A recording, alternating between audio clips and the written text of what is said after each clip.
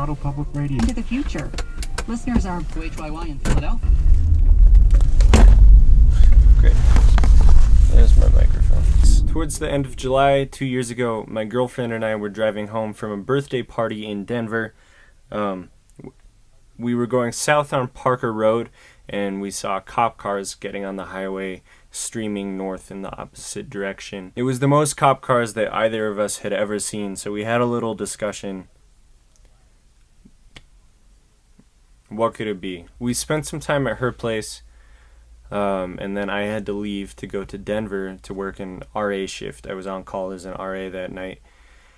And one of the first things that I did after checking in at the desk and everything was hop on Facebook up in my dorm room, and one of my old classmates from elementary school and middle school had posted a link to a YouTube video, and with the link he just said something like, "Holy shit." And this guy was pointing his camera towards a parking lot that was full of flashing police lights, and he said, "I'm here at the Century 16 movie theater in Aurora, Colorado, where there's just been a shooting." I'm from Aurora. I grew up 5 minutes away from that theater, and I've been to that theater 1,000 times, and I'm very lucky. It's partly because of that birthday party that my girlfriend and I were at that I think I'm very fortunate that I wasn't more closely affected by the event, but still, that was the first time that I really understood what trauma was. I have this memory of going to that theater. I think I must have been playing hooky, or I was home for some reason during the day. I wasn't in school, and my dad was there as well, and we went and we saw the movie Shrek at that theater. And then we went and we got food at this little place right next door to the theater, and it was a really good day. The day after the shooting, I went home, and eventually I started writing this song.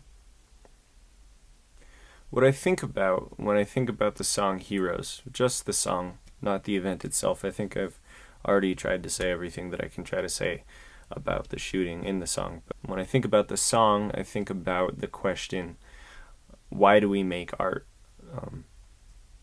Most of the time, art doesn't have a purpose.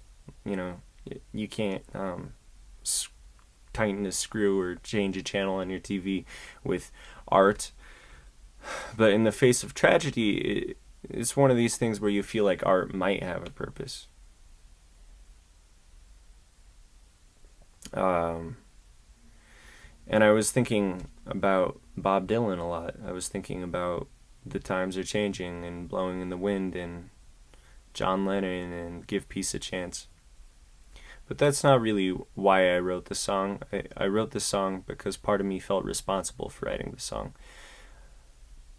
Because I think artists have to create, and because I had something to say about it, and I knew that I needed to say something about it. And I still don't know that I've said the right things. I am still tempted to change the lyrics of the song now, 2.5 years later, and what can a song do?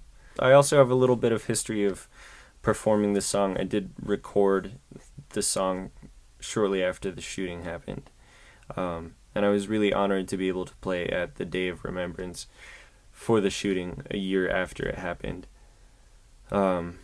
And I was never quite happy with that first recording, and I was really unhappy with the performance at the Day of Remembrance. Unfortunately, it's stupid because something like that, you want it to be able to count just the fact that you did it, just the fact that you tried, and that maybe it meant something to someone. But I was such a mess of nerves, and I still can't be satisfied with the way that I performed. So for my demo for Fevlalbumocalypse, I went back to the Aurora Municipal Center where the Day of Remembrance was, and I performed it again. And the new recording, which is going to come with this Fevlalbumocalypse album whenever that happens, was recorded in Aurora and performed entirely with musicians from Aurora, and I think it's much closer to what it was supposed to be.